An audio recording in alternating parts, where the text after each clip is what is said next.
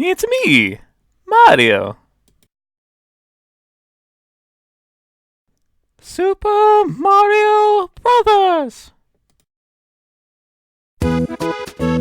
Super Mario Bros. Truly was the killer app for the Nintendo Entertainment System when it first came out.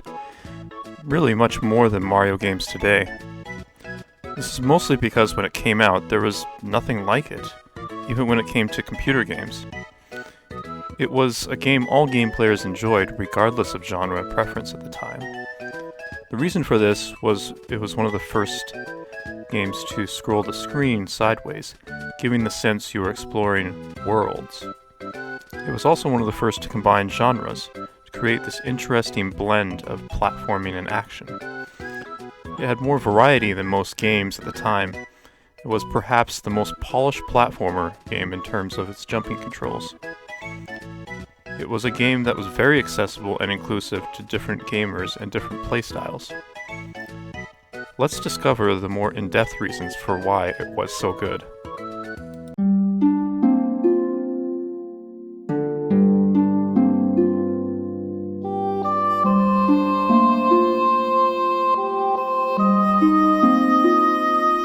Does Super Mario Bros. Have a story? Yes and no. It's not a story game, but there is some backdrop of a story in it. What I find interesting about the game is the clear fairy tale influence. Alice in Wonderland influence is there in the form of mushrooms. Eating a mushroom allows Mario to grow bigger. One could say one-up mushrooms and fire flowers giving him powers comes from this concept. There's also Jack and the Beanstalk influence in the form of the vine you discover and climb to reach the clouds, where you find treasure, coins, or warp pipe. There is some story in the manual, but there are some weird things in it. Basically, Bowser's captured the princess. You find yourself going through 8 worlds and castles to save her. You encounter fake Bowsers at the end of 7 castles with a toad. Mushroom Denizen in it, saying that the princess is in another castle. The fake Bowsers are enemies that have been changed to look like Bowser. This could be interpreted a few ways. The Toads and fake Bowsers could be interpreted as relationships that don't work, or personal issues or strongholds that need to be overcome. It could also be interpreted as going after a goal, only to find out it's fake or a lie. The last world is the hardest, but at the end, you find the real princess.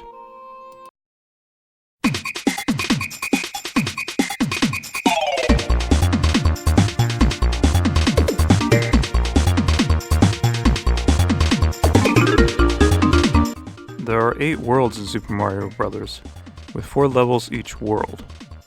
There is quite a bit of variety in the levels, including overworld levels, underworld levels, mushroom platforms in the sky levels, underwater levels, bridge levels, and castle levels. They even have a black and white colored level. Graphics or art of the game are somewhat lacking, as Shigeru Miyamoto intentionally made the graphics block-like. I believe this was done to focus on the gameplay. The graphics are the only thing that hasn't aged well, though you can play the remakes to help with that. The worlds contain blocks, pipes, block stairs, question mark blocks, bridges, and platforms, which consist of construction bars, mushroom platforms, as well as other things. Jumping and hitting the question mark blocks either gives Mario a coin or a power-up. There are even secret hidden blocks that contain coins, power-ups, or even vines that reach to the clouds. Some of these secrets are in ordinary brick blocks, while others are invisible. There are pipes you can go down to find secret underground areas. Add to that secret warp pipes that can warp you to different worlds, and there is no end to the discoveries that one can make. These secrets are what gives the game its feeling of exploration. Without it, the game would be strictly linear. The ability to break the blocks in the ceiling and the underworld levels and run on the ceiling was absolutely mind-blowing when I was a kid, by itself. The levels were clearly designed to allow exploration while focusing on platforming challenges. Springboards in some of the levels are one example of this, but another is the block stairs and the flagpole at the end of many levels. The stairs require you to jump and are altered to provide more challenge. The flagpole is the final jump challenge on non-castle levels. The higher you jump onto the flagpole, the more points you get. Another thing the level design allows is momentum. A clear example of this is if a gap is 1 block wide, Mario can run over it if he has enough speed. It's possible to race through levels if you're skilled or lucky enough. The castle levels have an emphasis on fire obstacles, but there are some that have looping paths if you don't go through the right path. Underwater levels serve to give more variety to the level design, where Mario moves differently in water. Some players hate these levels, since you move slower in them. The athletic levels are like the reverse of overworld levels. There is much more deadly pit space, so you have to be more careful. The bridge levels all have Cheep Cheeps tracking your speed of movement, jumping up, and trying to land on you. Level design was clearly a strength of this game, along with the insane variety for the time.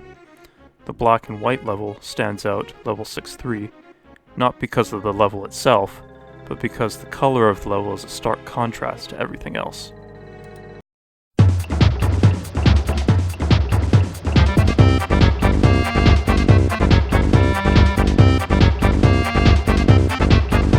Super Mario Bros. Is mostly a platforming game, but what makes it unique is how it combines aspects of action games, defeating enemies, with the platforming, jumping over obstacles. The jumping controls themselves were the most intuitive and polished we had seen yet, with only 2 buttons besides the directional pad. 1 button for jumping, and the other for running. Seems simple. But in order to run, you have to hold the run button. And the great thing about the jump button is how high you jump is dependent on how long you hold the button. Combining the run and jump button enables you to get your maximum jump height, without an aid, that is. Mario falls faster than when he ascends, giving Mario a sense of weight. Add to that when you run and jump on something, your momentum keeps you going forward, requiring you to press the opposite direction to counteract against it. All this contributes to the jumping feeling intuitive and realistic, despite the fact that Mario can jump higher than any normal person can jump. This is what people refer to as game feel. When controlling a character or the controls of a game feel smooth and intuitive, they feel natural and make sense. However, that isn't all there is to Super Mario Bros.' jumping. Mario's jump can accomplish more action-oriented actions. He can jump up and hit blocks. If he's Super or Big Mario, he can break blocks by jumping up into them. You can also defeat enemies by jumping on them. If you eat a fire flower, you can shoot fireballs out, turning the game temporarily into a shooter. If you get a star, you can temporarily run into and defeat enemies. By jumping on a Koopa or certain shelled enemies, you can get them to retreat into their shell. Then you can kick the shell to defeat rows of enemies. You can't pick them up yet though. The game allows you to use action or platforming solutions to defeat or get around enemies.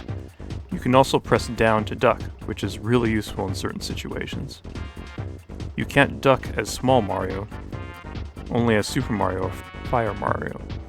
What's really fun to do is to sprint or run and then duck, allowing you to get under small openings.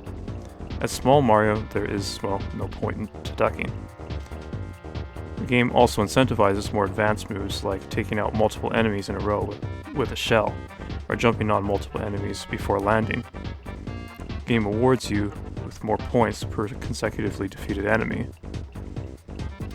One of the things I personally found to be particularly annoying and frustrating is that you're only given 3 lives, and if you lose all your lives, it's game over. You have to start all over. This was pretty common for the time though, and it increases the value of 1-ups and lives in the game. This also increases the value of coins and power-ups. Every one can help you, and you'll want to have as much lives as possible, in contrast to other Mario games where once you know the game well enough, it's very easy to get more lives.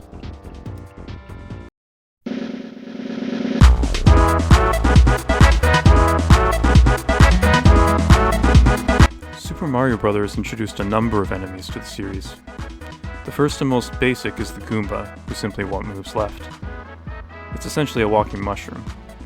Next is Koopa, or the Koopa Troopas, which are turtle-like enemies.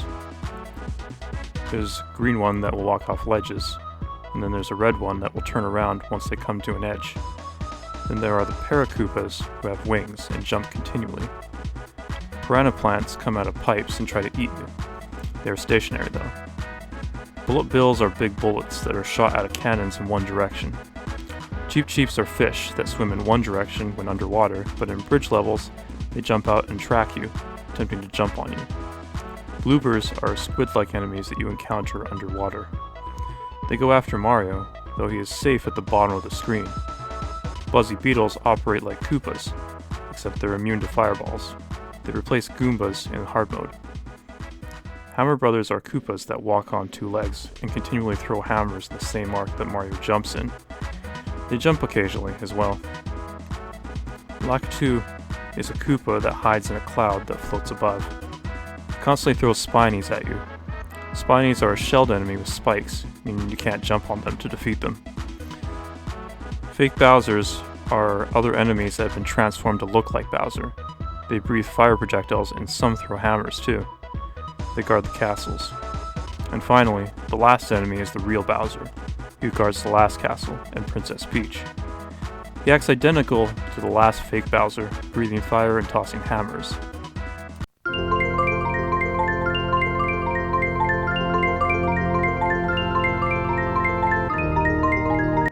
A well-made game or work of art is made up of many intricate details that come together and complement each other. That is what Super Mario Bros. Is. A game with many well-done details that come together. It was a good start and foundation game for Nintendo. It was the culmination of the programmers at Nintendo's experience. It polished certain mechanics and innovated in ways not done before, revolutionizing gaming in the process. It's still very playable to this day, though it has been surpassed in every way by other games by now.